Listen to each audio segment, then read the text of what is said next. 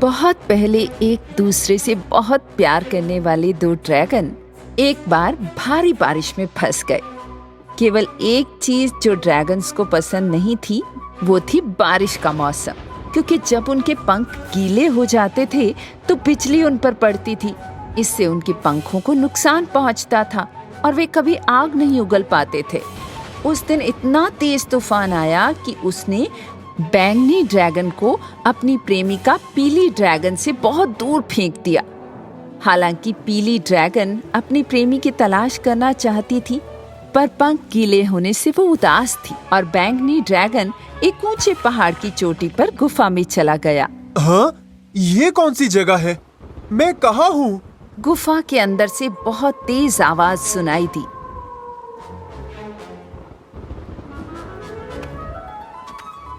वो आवाज दुष्ट बाओ की थी, जो आधा भेड़िया और आधा शेर था। मैं तूफान और बिजली का स्वामी हूँ, बाओ, और तुम हो एक आग उगलने वाले ड्रैगन। बैंगनी ड्रैगन इतना डरा हुआ था कि जैसे ही उसने उड़ना चाहा, बाओ ने आकाश में बिजली चमका दी। मैं तब तक नहीं जाऊंगा जब तक तुम बता नहीं देते कि तुम आग कैसे उगलते हो। तुम्हें आज सारे राज बताने होंगे। नहीं, मैं ऐसा नहीं कर सकता। फिर मैं हमेशा के लिए बारिश कर दूंगा और तुम्हें यहाँ कैद रखूंगा। बैंगनी ड्रैगन बाओ की गुफा में फंस गया था और इधर पीली ड्रैगन हर जगह अपने प्रेमी बैंगनी ड्रैगन की तलाश कर रही थी। उसने भालू के घोंसले में उसकी तलाश की, हाथी के बगीचे में की, यहाँ तक कि एक खरगोश के बिल में भी की, लेकिन वो उसे कहीं नहीं मिला। पीली ड्रैगन को रोता देख एक घोड़ी उसके पास आई। तुम इतनी उदास क्यों हो ड्रैगन? क्या हुआ? मेरा प्रेमी बैंगनी ड्रैगन कहीं खो गया है। जल्दी फिर से बारिश होने वाली है। मैं उसे ढूंढ नहीं पाऊंगी क्योंकि मेरे पंख खराब हो जाएंगे। क्या तुमने फॉरेस्ट रेंजर बंदर से पूछा?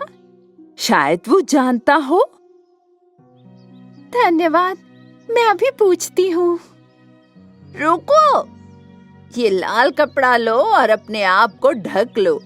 ये तुम्हें कुछ देर के लिए बारिश से बचा लेगा। पीली ड्रैगन लाल कपड़ा लेकर जंगल चली गई और तभी फिर से बारिश होने लगी। पीली ड्रैगन आखिरकार फॉरेस्ट रेंजर के पास पहुंच गई। उसने उससे पूछा कि क्या उसने बैंगनी ड्रैगन देखा है। हाँ, मैंने उसे आकाश में उड़ते हुए देखा था। देखो, ये उसने गिराया था। वो उन चीड़ के पेड़ों की ओर जा रहा था। पीली ड्रैगन जैसे ही बारिश थोड़ी सी रुकी, जल्दी उस स्थान पर उड़ गई जहाँ चीड़ के पेड़ थे। उसने चारों ओर देखा, लेकिन उसे अपने प्रेमी का कुछ पता नहीं चला। उसी समय एक खरगोश उसके सामने आया। हेलो खरगोश, क्या आपने बैंगनी ड्रैगन को देखा है कहीं?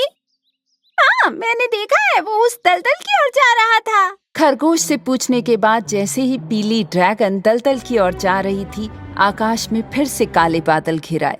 अगर आप जानना चाहती हैं कि हर समय बारिश क्यों होती है तो बैल को ढूंढें। पीली ड्रैगन तेजी से दलदल के किनारे की तरफ उड़ गई। यहाँ उसने एक बैल को इंतजार करते देखा, विलो के पेड़ के नीचे बारिश से बचने के लिए। मैं बैंगनी ड्रैगन की तलाश कर रही हूँ। क्या आपने उसे इधर कहीं देखा है? अरे नहीं, इधर उधर नहीं। मैंने तो उसे उस खड़ी पहाड़ी पर लहराते देखा था, लेकिन तुम्हें सावधान रहना होगा। उस पहाड़ी पर बाओ रहता है। बाओ? हाँ, वो वर्षा और बिजली का स्वामी है। वो बहुत अहंकारी और निष्ठुर है, और साथ ही वो बहुत मतलबी भी है, जो सब कुछ पाना चाहता है। ओह, मैं समझ गई। इसलिए बारिश कभी नहीं रुकती। बाओ ने ही बैंगनी ड्रैगन को पकड़ा होगा। तुम अपनी आग से बाओ को रोक सकती हो, और अगर तुम बारिश के समय आग उगलना चाहती हो तो बाघ के पास जाओ और उसकी मदद लो। बारिश शुरू होने से पहले ही पीली ड्रैगन जल्दी से बाघ के पास गई। हाँ, थोड़ा आगे तुम्हें एक सांप दिखाई देगा। वो तुम्हें एक क्रिम्सन जादुई काली मिर्च देगा। उसे एक बारी में ही खा लेना। बाघ के कहने पर पीली ड्रैगन सांप के पास गई और तभी आसमान में फिर से काले बादल छा गए। जल्दी करो सांप, मुझे वो काली जादुई मिर्च दे दो, बारिश होने वाली है। सांप ने अपना सिर मिट्टी के बिल में डाला और जादुई लाल मिर्च निकाली। जैसे ही पीली ड्रैगन ने एक बार में ही मिर्च खा ली, फिर से बारिश और तूफान शुरू हो गया। लेकिन इस बार पीली ड्रैगन को न तो ठंड ही लगी और ना ही उसके पंख झड़े। वो बड़ी साहस के साथ अपने पंख फैलाए खड़े पहाड़ की ओर उड़ने लगी। चलो बताओ मुझे कि तुम आग कैसे उगलते हो, नहीं तो मैं तुम्हारे पैर कभी नहीं खोलूंगा और तुम फिर कभी नहीं उड़ पाओगे। नहीं, आग उगलना हमारे लिए खास चीज है और तुम्हें कभी नहीं सीख पाओगे। जैसे ही बाओ बैंगनी ड्रैगन की ओर बढ़ने लगा, उसके पीछे आग का एक गोला दिखाई दिया। क्या? वो कैसे हो सकता है? बारिश में आग नहीं जल सकती। विशाल आग के गोले में से पीली ड्रैगन आती हुई दिखाई दी। मेरे प्रेमी को छोड़ दो बाओ। नहीं, अगर इसने मुझे आग का रहस्य नहीं बताया तो मैं इसे नहीं छोड़ूंगा। पीली ड्रैगन ने सबसे पहले आसमान में काले बादलों से आग उगलकर बारिश को रोका। फिर उसने उस चट्टान को पिघला दिया जिसमें बैंगनी ड्रैगन बंधा हुआ था। इस तरह बैंगनी ड्रैगन मुक्त हो गया। बाओ उनकी इस शक्ति को देखकर दंग रह गया। तुम मुझसे ज्यादा शक्तिशाली कैसे हो सकती हो? ये प्रेम की शक्ति है बाओ, आग या तूफान नहीं है। हाँ, शक्तिशाली होने के लिए आग की जरूरत नहीं है। तुम एक ड्रैगन नहीं हो। हाँ, मैं नहीं हूँ, लेकिन मेरे पास सारी शक्तियाँ होनी चाहिए, सारी।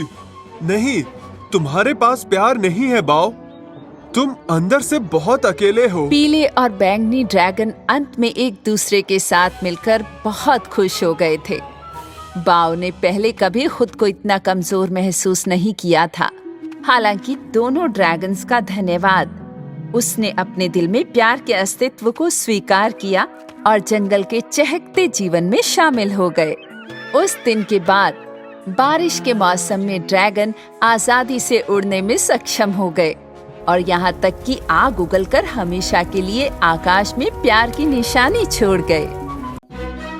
स्नो वाइट और नन्हा सुअर। एक बार की बात है, स्नो वाइट नाम की एक लड़की दूर एक देश में रह रही थी।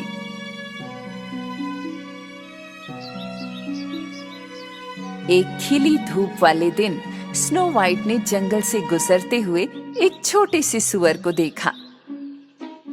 साफ दिख रहा था कि वो रास्ता भटक गया है, इसलिए स्नो वाइट उसकी मदद के लिए गई। हाँ? हेलो नन्हे पिगी। तुम कौन हो? मुझसे दूर रहो। डरो मत नन्हे पिगी, मैं स्नो वाइट हूँ। मैंने तुम्हें कभी चोट नहीं पहुँचाई। धीरे धीरे नन्हा सुअर उस पेड़ के पीछे से निकल आया जहाँ वो छिपा था। स्नो वाइट, क्या तुम मेरी मदद कर सकती हो? हाँ, बिल्कुल मैं कर सकती हूँ। पहले बताओ क्या हुआ, तुम यहाँ कैसे आए? मैं आज सुबह खेलने के लिए निकला था, लेकिन मैं खेल में इतना डूबा हुआ था कि मुझे एहसास ही नहीं हुआ कि मैं घर से दूर आ गया हूँ।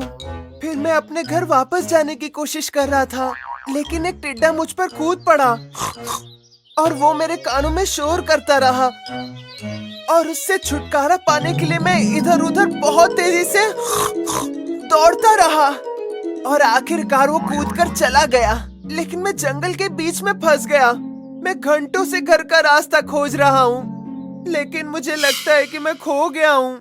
मेरे भाई मेरी चिंता कर रहे होंगे। स्नो वाइट, प्लीज मेरी मदद करो।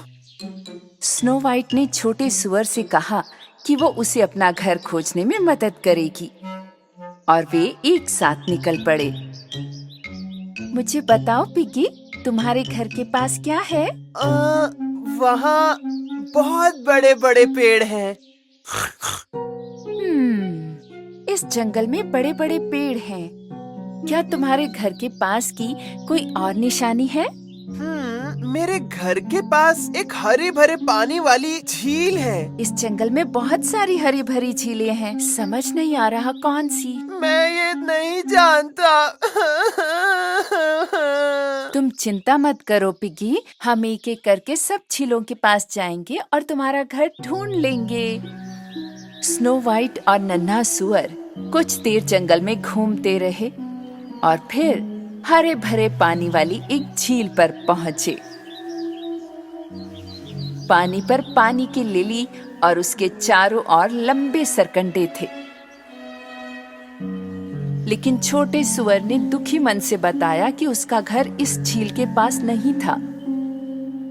अरे नहीं, मुझे मेरा घर कभी नहीं मिलेगा। सुअर बहुत परेशान था, इसलिए उसने जमीन से एक पत्थर उठाया और उसे झील में फेंक दिया। लेकिन अचानक झील के अंदर से एक बहुत बड़ा विशाल मेंढक उन पर कूद पड़ा।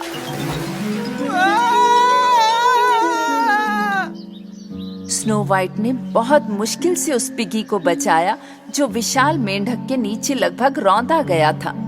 आप में से किसने मेरे घर पर पत्थर फेंका? माफ करें बड़े मेंढक जी, हम बस इस नन्हे पिगी के घर की तलाश कर रहे हैं। फिर नाव का इस्तेमाल करते हुए झील पर जाओ। सुअरों को वहाँ घूमना बहुत पसंद है। स्नो वाइट और सुअर तुरंत उस झील की तरफ चल पड़े जो इस विशाल मेंढक ने बताई थी। चलो चारों ओर देखते हैं पिगी, शायद हम आपके घर के करीब हो। हालांकि सुअर थोड़ी देर के लिए झील के आसपास सूंघ रहा था, लेकिन उसे अपना घर नहीं मिला और वो जोर जोर से रोने लगा। मेरा घर, मुझे मेरा घर चाहिए। शांत हो जाओ नन्हे पिगी, रो मत। नन्हा सुअर इतनी जोर से रो रहा था कि एक विशाल लाल मछली झील से कूदकर जमीन पर आ गई और सुअर को लगभग कुचल डाला। स्नो वाइट ने मुश्किल से उसे फिर से बचाया। ये क्या शोर मचा रखा है? मेरी दोपहर की नींद ही बर्बाद कर दी है तुमने। जब पिगी ने गुस्से में मछली को अपने सामने देखा तो वो डर के मारे राजकुमारी के पीछे छिप गया। क्षमा करें मछली, हम इस प्यारे पिगी के झील के किनारे के घर की तलाश कर रहे हैं। तो उस झील पर डॉक लेकर जाओ, वहाँ मिट्टी का तालाब है। सुअरों को कीचड़ पसंद है। लाल मछली वापस झील में कूद गई और स्नो वाइट और पिगी घाट के साथ झील की ओर चल पड़े। कुछ देर बाद स्नो वाइट ने जमीन पर कुछ मिट्टी के पैरों के निशान देखे। पिगी, जमीन पर पैरों के निशान देखो। ओह वाह! ये मेरे भाई हो सकते हैं।